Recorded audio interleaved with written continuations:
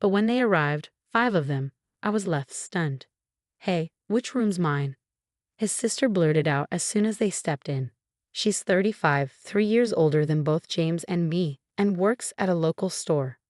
Her abruptness caught me off guard. She seemed so different from the polite person I'd met before. James's 22-year-old sister was there too, but she stayed quiet, barely saying a word, just like when we first met. Following James's sister's hurried lead, I showed them to the guest room, and James's parents to my parents' old room, the only one in Japanese style. I thought it'd suit them best. Once they settled into their rooms, James's sister declared, "Well, since we're all under the same roof now, you better start treating our family right." I was puzzled by her words, but when I turned to James for clarification, he simply chuckled in a way I'd never heard before. "Turns out, they'd given up their place and moved in here without telling me," he explained. "Sorry, our family home had to be vacated suddenly, and they had nowhere else to go. I wish he'd informed me earlier. I had assumed it was just for a day or two, not a long." James's family didn't hold back. From the moment they moved in, all 4 of them expected me to handle everything while they did nothing, saying whatever they pleased. They made no effort to find jobs or a place of their own. When I asked about their employment, I got yet another surprise. "Oh, I quit that awful job at the supermarket," his sister confessed. She was working, but it turned out to be just a part-time gig. I'd assumed she had a full-time job given her age, but she admitted she hadn't held a steady job since high school. James's parents also had part-time jobs they gave up before moving in, and his other sister, well, she was unemployed. She claimed to be a student, but that wasn't true. "Why should I work when I'm part of a well-off family now?" she reasoned. When I asked who she was referring to, I received another startling response. "You obviously. You received a hefty settlement and insurance payout after your parents' accident, and you don't even have a mortgage on this place. You can live comfortably without having to work," James's sister remarked, chuckling. I voiced my concerns to James when he returned home, but he erupted in a manner I'd never witnessed before. "Everyone's exhausted from being suddenly uprooted. Give them some time to recuperate. Or do you want to kick out my family, Olivia?" I was stunned into silence. Then, abruptly, James softened his tone. "I'm sorry for yelling. It's been a tough day for me too. Can you please try to be a bit more understanding?" Looking back, James was adept at manipulating situations with a blend of kindness and severity. But in that moment, I failed to see it, agreeing to endure a bit longer. The situation with James's family grew more oppressive. They treated me like a servant at home and demanded money whenever they went out. "We can't even look for jobs without some cash, can we? It's only fair, but if we can't find work, we'll just keep staying here," they reasoned. Reluctantly, I handed over some money, which they claimed to have used up without any luck in the job hunt. I suspected they never even bothered to search, but pointing that out would only lead to accusations without proof. And then James's entire family would lay blame on me for hours. Sharing my concerns with James didn't solve anything. Everyone's feeling frustrated about not finding jobs. "Sorry, just bear with it a little longer. I'll have a talk with them," James would say, attempting to smooth things over. But as time passed, I felt like speaking up was futile. However, the frequency of their money requests gradually decreased, perhaps because James had a word with them. So the issue seemed to resolve itself. Of course, the money I had given them was never returned. Then, after about 2 months of enduring the situation, I noticed something alarming. "Why is the credit card bill so high? Could it be unauthorized charges?" Quickly checking the statement, I found that all the expenses were made with family credit cards. The purchases ranged from food and drinks to books, games, and even luxury brand bags and clothing. Each purchase was assigned a number from 1 to 6, indicating that 6 family credit cards had been issued. These credit cards were under my name, with James using the family cards. "It seems like you'd handle this better, and it's easier to manage payments, right? Can I entrust it to you?" he had asked, and I ended up taking charge of them.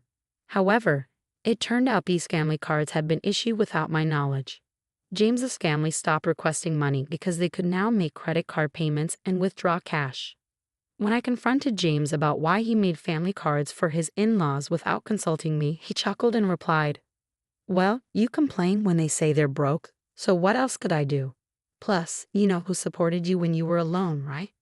Can you really speak like that to the important family of your benefactor?" His bold tone left me speechless, unlike anything I'd heard before. Was James always like this? If you're thankful, you should do more for my family. Then I'll accept you as part of the family too. Until then, think of it like you're still in a trial period, he continued. I'd never heard of a trial period in marriage before. Seeing my silence, James pushed on. This means you're not officially part of the family yet. If you're not okay with it, you're free to leave anytime.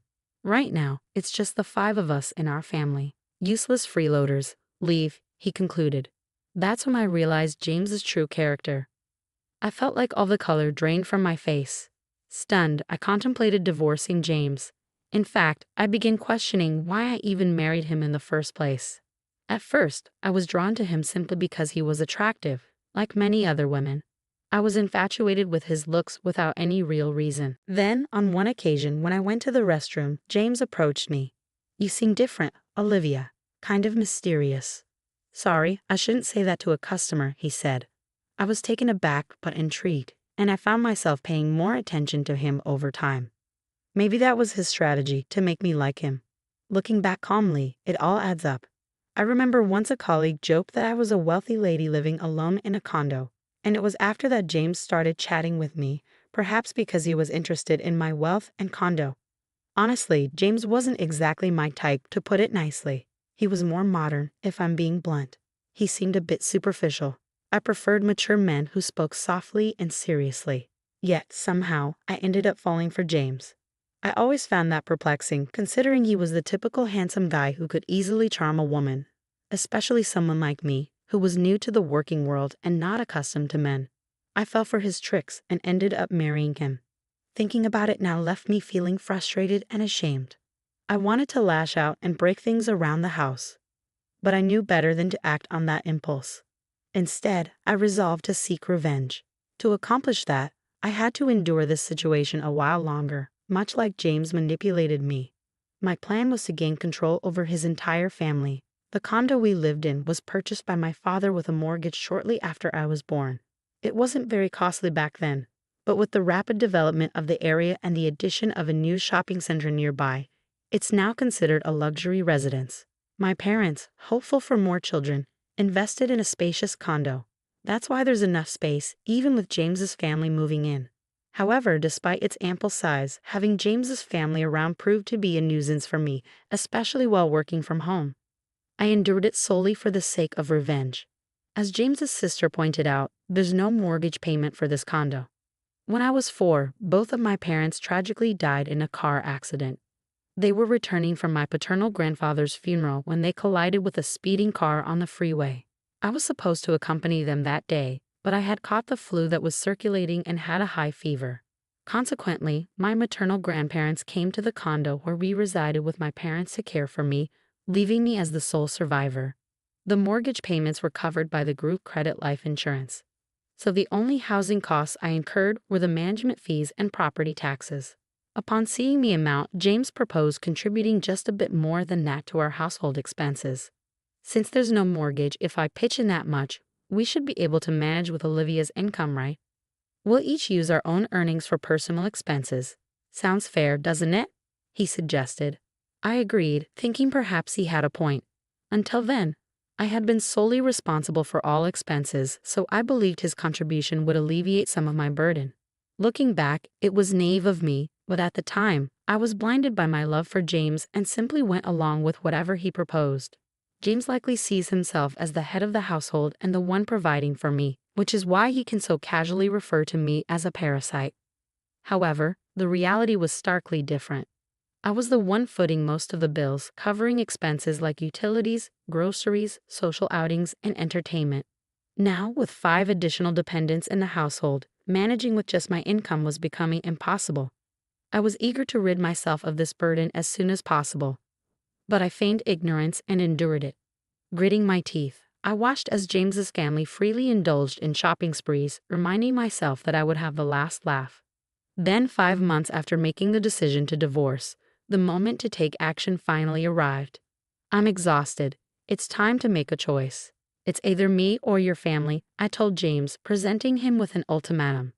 He was taken aback, but I pressed on without hesitation. None of your family members lift a finger to help around the house. They just dump all their chores on me. You know I work from home. I'm not idly passing the time. Yet they treat me like a freeloader and belittle me, claiming you're the one supporting me. I've had enough. I cried as I confronted James.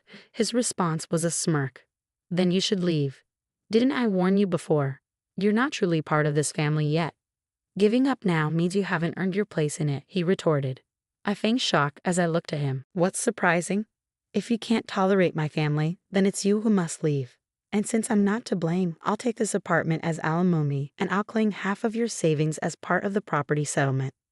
Ah, so that was his scheme all along. That's why his entire family had been hounding me, attempting to drive me away. I had suspected it, but hearing it articulated so plainly still came as a shock. It was someone I had once loved and married, but thanks to this revelation, I made up my mind. Fine, I declared, resolved to divorce James. But this condo belongs to me, and I'm not at fault either. What did you say? The grounds for the divorce are your family moving in without my consent and your family disrespecting me, I asserted firmly to James. He'd appeared taken aback by my outright rejection of his terms, not expecting such defiance. It was understandable, as I had always acquiesced to his demands since our marriage. Recalling those moments filled me with anger. I can't stand another moment with you all, so I'll leave now. But be prepared to vacate as well. This is ridiculous. This is our home. We won't leave. Ever heard of tenant rights? You can't just evict us from our own home, James shouted. Ignoring his protests, I left the house and sought refuge at my grandparents' home. I divulged everything to them and requested shelter until matters were resolved. My grandparents were appalled by what I had endured and scolded me for not seeking their counsel sooner. With tears in their eyes, they embraced me. I'm sorry, Grandpa. I know I worried you, but I'll be all right now, I reassured them, forcing a laugh through my tears. The day after I left the apartment, James wasted no time in contacting me. What's all this about? What mail are you talking about? He inquired about the certified letter. I was impressed by how swiftly things were progressing. I had entrusted the divorce proceedings to a lawyer, and upon informing them of my departure yesterday, they had arranged for everything to be handled promptly today. I'm not paying any alimony, and I'm not leaving the condo, James asserted. However, legally he was obligated to pay, and he had no right to remain in the apartment. What do you mean? The condo is jointly owned since we're married. If that's your stance, then compensate me for half its value to buy out my share, he insisted, making an absurd claim. Continuing this discussion is futile. Please communicate through my lawyer from now on, I stated firmly, ending the call. I anticipated he would likely call again the next day, but I had no desire to engage in further conversation that day. As expected, he rang me the following morning. What's all this about? He repeated the same line as the day before, displaying a lack of originality. What mail are you referring to? The card's not working. What did you do? What I did was cancel it. That card belonged to me, and you were merely an authorized user on the family card, remember? Indeed, before leaving the house, I had transferred all the accounts linked to that card to another one and terminated it.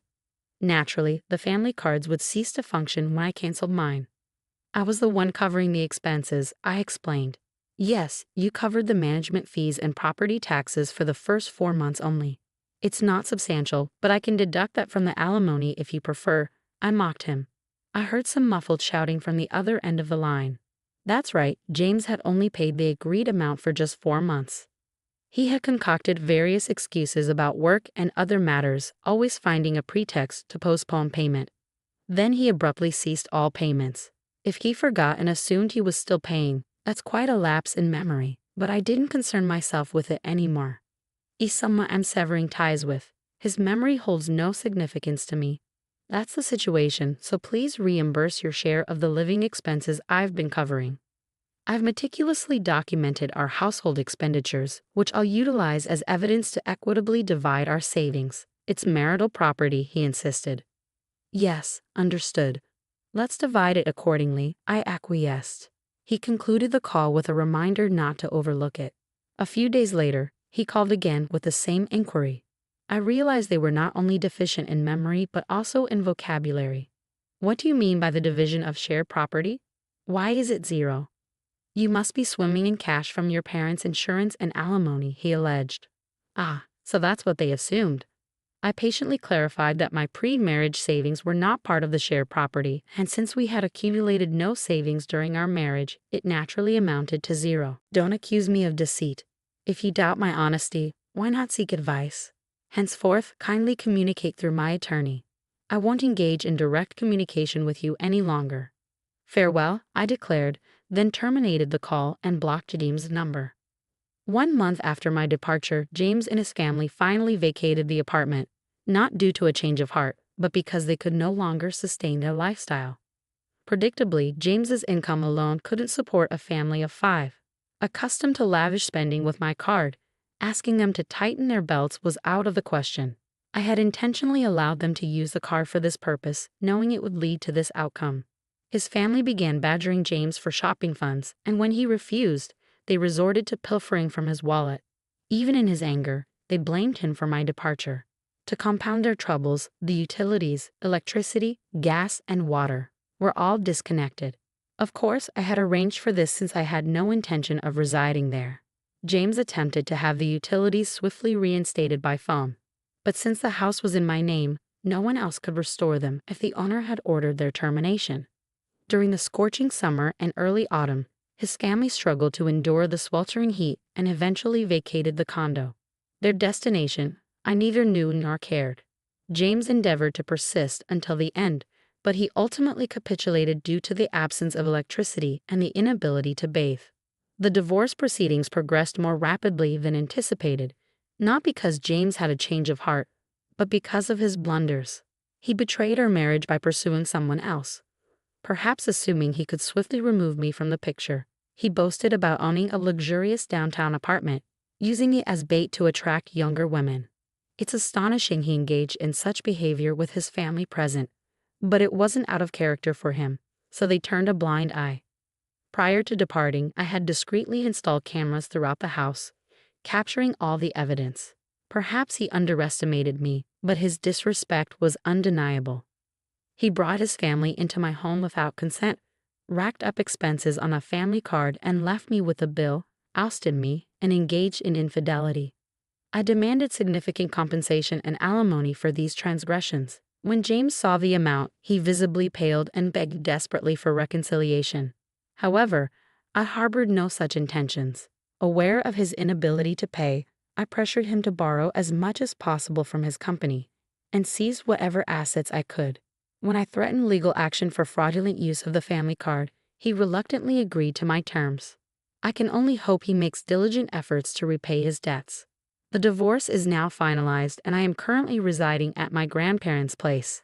I haven't decided what to do with the apartment yet. While it held sentimental value as an inheritance from my late parents, given the circumstances and lack of memories associated with it, I may opt to sell it. On the professional front, my career as an illustrator is flourishing. I may soon live independently again. But for now, I'm content working from my grandparents' home. I'll continue to rely on their support for a little while longer before forging ahead with renewed determination. In the future, I'll be more discerning in choosing a partner, prioritizing qualities beyond mere attractiveness. My hope is to find a life partner with whom I can share my journey.